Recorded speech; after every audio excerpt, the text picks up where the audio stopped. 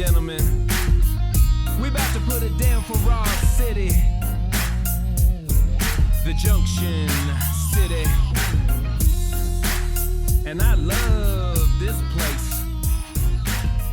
Well, welcome out to the Ogden Wire. Today we are joined by Chris Cross, and Chris and his wife Ashley are the owners and founders of New World Distillery up in Eden, Utah. One of the premier beverage manufacturers in our lovely county here in Weber. Chris, we see a bag full of goodies. We have a lot of questions. Let's just jump right in. Tell us a little bit about yourself and how this all started for you guys up there. It started out, we've been open over 9 years now. I just figured it out today. It's 9 years, 2 months, and 1 day. We opened December 10th of 2016, so we're in our 10th year right now, which is pretty big year for us. We'll probably have a pretty big party here at the end of the year when we get to December 10th. But I started out as a tequila geek or tequila enthusiast, whatever you want to call that. And then that led to visiting Mexico and doing non-traditional things like visiting distilleries as opposed to sitting by the pool like most people do. And I developed an interest in the process, so I had a custom still built for me many, many years ago, and I became a hobbyist distiller in my backyard, right here in Weber County, as a matter of fact. So home distiller. Home distiller is how I got started, yeah. All right, and that has now grown into some of the most amazing flavors and brands and distillery goodness that I've ever seen. You're primarily known for what would you say is your top one? It's going to be the agave spirits, right? Well, our number one seller is actually the gin, the Oomaw Gin. The Oomaw Gin is number one. It's number one seller. I think just partly because it's on more shelves here in Utah than any other product we have. So more shelves is more sales in a lot of ways. But on site, believe it or not, we pretty much sell equal across the board. Everything on site sells pretty equally. Can you talk a little bit about your gin making process? Like, what makes your gin so special? Well, I mean, gin is infinite. There are no two gins in the world that are alike. That's one of the things I like about gin is it is infinite. The only thing that it has in common is it has to be predominantly flavored by juniper. So all gins have juniper. That's the one mandatory ingredient. But they can be distilled from different types of, like some types of gin is more vodka, like potato distilling, and some. What do you guys do? Yeah, actually, about 99% of the gins in the world are made using neutral spirits to start. So 100% of the flavor actually comes from the botanicals, not from the spirit. So in our case, we use neutral corn, but it's not about the flavor of the spirit. Not all gins are like that, but 99% of them are. So the vast majority of the gins in the world, the flavor comes predominantly from the botanicals, not from the actual spirit that it's made from. If you go to the home of gin, though, the Netherlands, where gin was invented, they have two styles of gin there, the youngs and the olds. And if you go to the Netherlands and drink a young Dutch gin, you'll get exactly what you're expecting. If you drink an old style Dutch gin, though, it's very, very surprising because it has a very flavorful base spirit as well. It's made from barley wine. Interesting. So drinking an old style Dutch gin is like drinking gin whiskey. In a lot of ways. Yeah, it's an interesting thing. But the vast majority of gins are made using neutral spirits. All the flavor comes from the botanicals. Awesome. Well, I think Taylor and I have both had the opportunity to be up in your distillery and take your tour and your tasting and learn about you. Is it 11 botanicals? How many botanicals? Nine Good botanicals. guess, though. But it's so the tasting and the tour is amazing because you can basically sniff each of the botanicals and then take a little sample of the gin and you can go, yep, I can identify where it is in the profile on that one. And that's one of the most fascinating parts to me was I never thought of myself as any kind of distilled liquor snob that understood any of that until I took your tour and I'm like, oh, I see how this is done. I see where this sits in the what a profile is, and where this flavor sits in that profile, and where it is on the tongue when it goes over your tongue. It's an amazing process. Yeah, once you know what's in it, you can definitely taste all 9 botanicals for sure. So yeah, it is interesting. Some of them are fruity, some of them are earthy, so you can kind of determine where they come, where you taste them in the profile. But yeah, the 9 botanicals, I can go through all 9: dried lime peel, white peppercorn, the mandatory juniper, coriander, cinnamon bark, sarsaparilla root, sage, angelica root, and hibiscus flowers. Wow. That's amazing. It's Very an amazing flavorful. profile. Yeah. And you're pretty you source as many of those botanicals. You source a lot of them in unique ways, as I recall, right? Some of them are local, some of them are not, some are just standard, but walk us through some of that sourcing. The super important thing is consistency with the botanicals, so we pay a premium price for the botanicals. People are always coming to me and say, hey, I found this deal on juniper, and I'm like, no thanks, because we need consistency, is the most important thing. So we use a very reputable supplier. They're actually out of California. But they get botanicals from all over the world, obviously. But most of our botanicals actually come from Mexico. Right on.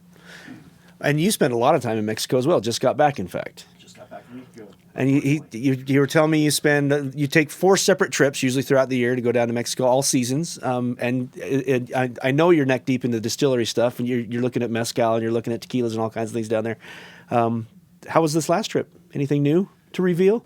There's always a new restaurant, it seems like. Always a new wine to try. The region that we go to in Guanajuato, we have a growing wine industry down there. So that's the really big industry down there. But next time we go down, Ashley's in a Spanish class down there. She goes to Spanish class on Mondays and Wednesdays when we're down there. And it's called social Spanish class, Nice. which means they take a lot of field trips. Yeah. So the next time we go down, we're actually taking a field trip out to a place that makes mezcal. Oh, nice. So that'll be a great field trip for the class and obviously a great field trip for me personally. Can you describe what New World Distillery is like? If a visitor's coming in or they're thinking about going and visiting, what's it like up there? Do you have a shop? Do you have places where you distill? What's the back like? It's a good question because the distilleries do, range widely from A to Z. Some of them are just factories, pumping out pallets of booze to go to the retail stores or to the distributors to the retail stores. We're actually what in the industry is what's known as a destination distillery. So we're something to do. As opposed to just coming in there to buy. You can certainly buy at our place. We are a package agency, so we sell bottles at our place for off-premise consumption. We actually sell a lot through our store up in Eden, primarily because we get a lot of tourism up there in Eden. But we have a tasting room, so you can come in. Everything that we have available at any given time will be available to taste, so you can try before you buy. That is an experience in itself. And like Shane alluded to, we do tours on the weekends. The schedule varies every weekend, whether we have events or private tours, but the schedule's updated on our website. If you go to our website, it'll have the current tours that are available typically on Friday, Saturday, and Sundays. And we are open on Sundays, which is a relatively new thing. So our Sundays have been amazing the last 3 years. Quite often our Sundays beat our Saturdays in sales because we're quite literally the only place you can buy booze on a Sunday in Utah are the manufacturers. It's a really good way to buy alcohol on Sundays in Utah. It's the only way. Yeah, and make great souvenirs. Talk about taking a good thing home to remember your trip to Ogden. Okay, so we touched a little bit on the gin. I also know your agave spirits, and I know you're a serious distiller because you don't call it tequila because you're a purist. You know that tequila has to come from a certain place and there's a certain whatever. But walk us through the agave spirits because that's what you said brought you into the distilling world. It is. I would say it's definitely my thing. It's definitely my raw material of choice, and that's I've read the license plate on your car. It's even my license plate on my truck. Yeah, I've had that license plate for a long time, by the way. But yeah, agave is definitely my raw material of choice. So we have a complete agave lineup: Blanco, a Reposado, and an Añejo. The Añejo is limited. We don't have it very often, but we do have it right now. And then we have a vodka distilled from agave, which is really exotic for a vodka. There's only 4 in the world, vodkas that are distilled from agave. So you can obviously tell it's my thing, but it is a special vodka because of the raw material. And then our cherry liqueur that we make, the Wasatch Blossom Tart Cherry Liqueur, it actually has agave 2 ways. It has agave as the base spirit and agave as the sweetener. Okay. So yeah, a lot of agave going on in our building with those 5 products. Why do you like working with agave so much? Is it a flavor? Is it an experience thing? I think all of the above. I think it's because I grew up on tequila, and that's where as a young person, that's how I started drinking, right? Mm-hmm. I grew up in Phoenix. If you're from Phoenix, your closest beach is actually Mexico. It's shorter to drive to the beach in Mexico than it is to drive to the beach in California. So I spent a lot of time in my young years, a lot of weekends in Mexico at the beach. So that's where I got started. So I developed a love for it. And then, like Ashley says, I've been chasing tequila. After that, anytime we travel, I'd always see what I could come home with that I couldn't get here. And I think that's kind of where it started. When I became a hobbyist distiller, like we just discussed earlier, that's what I did in my backyard was agave. So it's definitely my raw material of choice for sure. That's great. And then you guys also do some limited releases of other things throughout the year. And I know bourbon is one of the big ones. I know that there's a waiting list, or it sells out quickly. Walk us a little bit through the bourbon, and I know you've got a release coming up. So tell people how they can get involved in it and maybe get a crack at it. Sure. We have a pretty wide lineup. It's almost too wide, but we have our lineup. 4 of our products are available in the state liquor stores. Our Ogden Valley vodka, our Rabbit and Grass Blanco agave spirits, of course our Oomaw Gin, and then our Wasatch Blossom Tart Cherry liqueur. Those are the 4 products that are available in the state liquor stores. Everything else you have to come to the distillery for, and that includes our brown spirits. We've already talked about 2, the Reposado agave spirits and the Añejo agave spirits. And right now, for example, we have the barrel rested version of our Oomaw Gin available, but you can only get the brown spirits at the distillery. So those are the Añejo and the barrel rested gin are the 2 we have right now. Upcoming, we'll have release number 12 of our Ogden 9 Rails Bourbon Whiskey. And of course, you can only get that at the distillery. And yes, it does sell out very quickly. And then pretty soon we will have the release of our seasonal apple eau de vie, which is an unaged apple brandy we do every winter. And then we'll have our release of the aged brandy in the summer. So yeah, those are some examples of things we do only available at the distillery. Okay. Your barrel room, I've had a chance. Is it getting pretty full at this point? Does it rotate pretty regularly? Is there anything old and like you're just letting sit there in the corner to see what you can do with some age? I got a couple of those things sitting in the corner, but to answer the question, our barrel room never gets full because we take it out as fast as we put it in. So we're putting barrels in, obviously, but we're taking them out just as fast. So we really we have a pretty big capacity. We can pretty comfortably store 77 barrels in there, but we never get close to 77 barrels in there. It's always in the tens. Yeah. Pretty low because we're taking it out as fast as we're putting it in there. Right on. As you approach your 10th year anniversary, it's always a good time to sit back and reflect. What's changed over the 10 years? How have you grown? How have you seen the community around you grow? Has the valley changed? What do you think about that? The valley has definitely changed since we've been up there in the valley. We were longtime Ogden residents, and then once we got our kids out of the house, we moved up to the valley. We in the valley for 13 years now, and the distilleries for 9+ years. But the valley has changed a lot in that 9+ years. There's been a lot more construction, a lot more growth up there, and then now we're actually our own city. Up there. So that just happened this past January. We became our own city. So it's definitely changing. I think that's for the better for us. But yeah, I'm pretty sick of the construction like most Valley residents are at this point, because you can have to stop 3 times between the house and the distillery, which is only a mile away, right? Understandable. When it comes to visitors that visit the distillery, what are they usually doing up in the Valley? I can imagine that they're here at certain seasons. Do you see more coming in? Yeah, we're slow in the spring and slow in the fall. We're busy in the summer and busy in the winter. And obviously we really do live off the tourists in the winter. During ski season, there's a large number of people checking in every single week up there to vacation rentals. And in the wintertime, we typically see the vast majority of the people that walk through our door are indeed tourists, not locals. So we rely on them just like the ski resorts do, because the majority of people that walk through our door in the winter are tourists. In the summer, we see a lot of tourists too, but there are a lot of local tourists, a lot more locals that are coming up there for a weekend getaway from down in Salt Lake or down in Provo or something, and come up to get away. But yeah, we do rely on the tourists for sure. Got lake visitors versus mountain visitors. Exactly. Right? Lake visitors, mountain bikers, all those kind of people. Yeah, a lot of mountain bikers too. So you're telling me that even distilleries check the snow report every day? We do.